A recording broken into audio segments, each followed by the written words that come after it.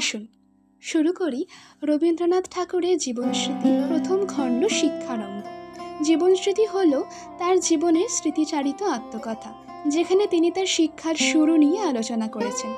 এই পডকাস্টে আমরা সেই অনুভূতিকেই পুনরুজ্জীবিত করব। চলুন শুরু করি শিক্ষারম্ভ।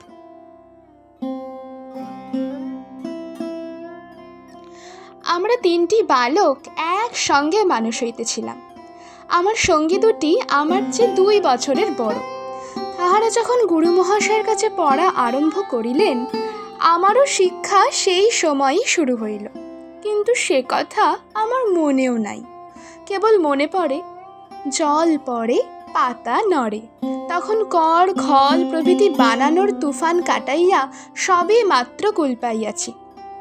সেদিন পড়িতেছি, জল পড়ে পাতা নড়ে। আমার জীবনে এইটাই আদি কবির প্রথম কবিতা। সেদিনের আনন্দ আজও যখন মনে পড়ে তখন বুঝিতে পারি কবিতার মধ্যে মিল জিনিসটার এত প্রয়োজন কেন। মিল আছে বলিয়াই কথাটা শেষ হইয়াও শেষ হয় না। তাহার বক্তব্য যখন ফুরায় তখন তাহার ঝংকারটা ফুরোয় না।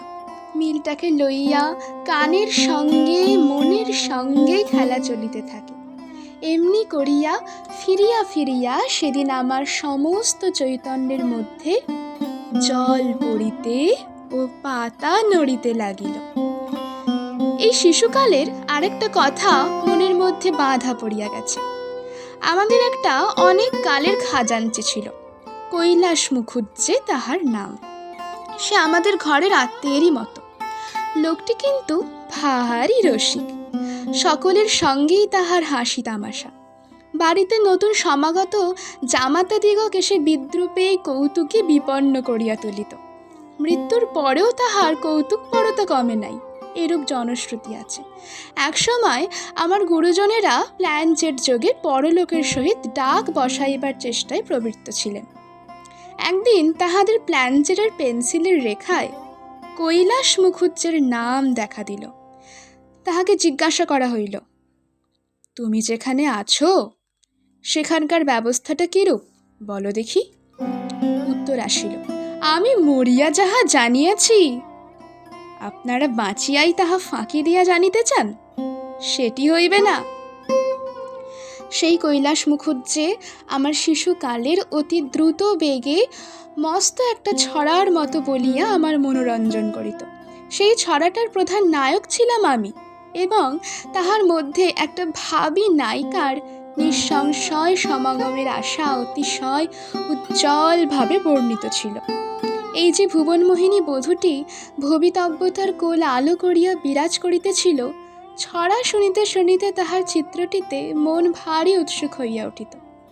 আপাত মস্তক তাহার যে বহুমূল্য অলঙ্কারের তালিকা পাওয়া গিয়াছিল এবং মিলনোৎসবের যে অভূতপূর্ব সমারোহের বর্ণনা শোনা যাইত, তাহাতে অনেক প্রবীণ বয়স্ক সুবিবেচক ব্যক্তির মনও কিন্তু চঞ্চল হইতে পারিত। কিন্তু বালকের মন যে মাতিয়া উঠিত এবং চোখের সামনে নানা বর্ণের বিচিত্র আশ্চর্য সুখদ ছবি দেখিতে পাইত। তাহার মূল কারণ ছিল এই দ্রুত উচ্চারিত অনর্গল শব্দছটা এবং ছন্দের দোলা। শিশুকালের সাহিত্যরস ভোগের এই দুটো স্মৃতি এখনো জাগিয়া আছে। আর মনে পড়ে, বৃষ্টি পড়ে টাপুর টুপুর নদে এলো বান। ওই ছড়াটা যেন শৈশবের মেঘদূত।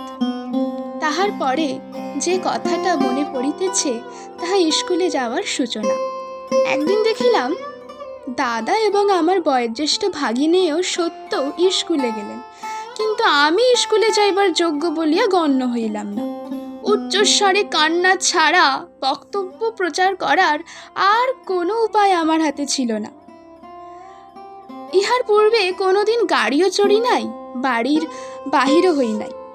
তাই সত্য যখন স্কুল পথের ভ্রমণ বৃত্তান্তটিকে অতিশয়োক্তি অলঙ্কারের প্রত্যহিত অতুজ্জ্বল করিয়া তুলিতে লাগিল, তখন ঘরে আর মন কিছুতেই টিকিতে চাইল না।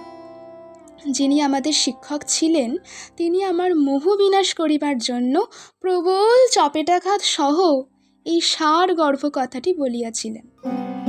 এখন স্কুলে যাইবার জন্য যেমন কাঁদিতেছ, না যাবার জন্য ইহার চেয়ে অনেক বেশি কাঁদিতে হইবে।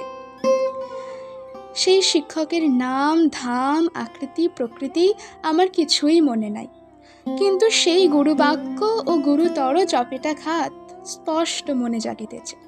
এত বড় অব্যর্থ ভবিষ্যৎবাণী জীবনে আর কোনো দিনও কর্ণগোচর হয় নাই। কান্নার জোরে ওরিয়েন্টাল সেমিনারিতে অকালে ভর্তি হইলাম। সেখানে কি শিক্ষালাভ করিলাম মনে নাই, কিন্তু একটা শাসন প্রণালীর কথা মনে আছে। পড়া বলিতে না পারিলে ছেলেকে বেঞ্চে দাঁড় করাইয়া তাহার দুই প্রসারিত হাতের উপর ক্লাসের অনেকগুলি স্লেট একত্র করিয়া চাপাইয়া দেওয়া হইত। এরূপ ধারণা শক্তির অভ্যাস বাহির বাড়িতে অন্তরে সঞ্চারিত হইতে পারে কিনা তাহা মনস্তত্ত্ববিদদিগেরই আলোচ্য। এমনি করিয়া নিতান্ত শিশু বয়সেই আমার পড়া আরম্ভ হইল। চাকরদের মহলে যে সকল বই প্রচলিত ছিল তাহা লইয়াই আমার সাহিত্য চর্চার সূচনা। তাহার মধ্যে চাণক্য শ্লোকের বাংলা অনুবাদ ও কৃত্তিবাসী রামায়ণই কিন্তু ছিল প্রধান। সেই রামায়ণ পড়ার একটা দিনের ছবি মনে স্পষ্ট জাগিতেছে। সেদিন মেঘলা করিয়াছে। বাহির বাড়িতে রাস্তার ধারের লম্বা বারান্দাটাতে খেলিতেছি। মনে নাই সত্য কি কারণে আমাকে ভয় দেখাইবার জন্যই হঠাৎ পুলিশম্যান পুলিশম্যান করিয়া ডাকিতে লাগিল। পুলিশম্যানের কর্তব্য সম্বন্ধে অত্যন্ত মোটামুটি রকমের একটা ধারণা আমার ছিল। আমি জানিতাম একটা লোককে অপরাধী বলিয়া তাহাদের হাতে দিবা মাত্রই কুমির যেমন খাঁজ কাটা দাঁতের মধ্যে শিকারকে বিদ্ধ করিয়া জলের তলে অদৃশ্য হইয়া যায়, তেমনি করিয়াই হতভাগ্যকে চাপিয়া ধরিয়া অতল স্পর্শ থানার মধ্যে অন্তর্হিত হওয়াই পুলিশ কর্মচারীর স্বাভাবিক ধর্ম। এরূপ নির্মম শাসনবিধি হইতে নিরাপরাধ বালকের পরিত্রাণ কোথায় তাহা ভাবিয়া না পাইয়া একেবারে অন্তঃপুরে দৌড় দিলাম। পশ্চাতে তাহারা অনুসরণ করিতেছে। এই অন্ধ ভয় আমার সমস্ত পৃষ্ঠদেশকে কুণ্ঠিত করিয়া তুলিল। মাকে গিয়া আমার আসন্ন বিপদের সংবাদ জানাইলাম। তাহাতে তাহার বিশেষ উৎকণ্ঠার প্রকাশ লক্ষণ পাইল না, কিন্তু আমি বাহিরে যাওয়া নিরাপদ বোধ করিলাম না। দিদিমা আমার মাতার কোনো এক সম্পর্কে খুড়ি, যে কৃত্তিবাসী রামায়ণ পড়িতেন, সেই মার্বেল কাগজ মণ্ডিত কোন ছেঁড়া মলাটওয়ালা মলিন বইখানি কোলে লইয়া মায়ের ঘরের দ্বারের কাছে পড়িতে বসিয়া গেলাম। সম্মুখে অন্তঃপুরের আঙিনা ঘেরিয়া চৌকোন বারান্দা। সেই বারান্দায় মেঘাচ্ছন্ন আকাশ হইতে অপরাহ্নের ম্লান আলো আসিয়া পড়িয়াছে। রামায়ণের কোনো একটা করুণ বর্ণনায় আমার চোখ দিয়া জল পড়িতেছে। দেখিয়া দিদিমা জোর করিয়া আমার হাত হইতে বইটা কাড়িয়া লইয়া গেলেন। ভালো লেগে থাকলে একটু লাইক করে দেবেন। নমস্কার।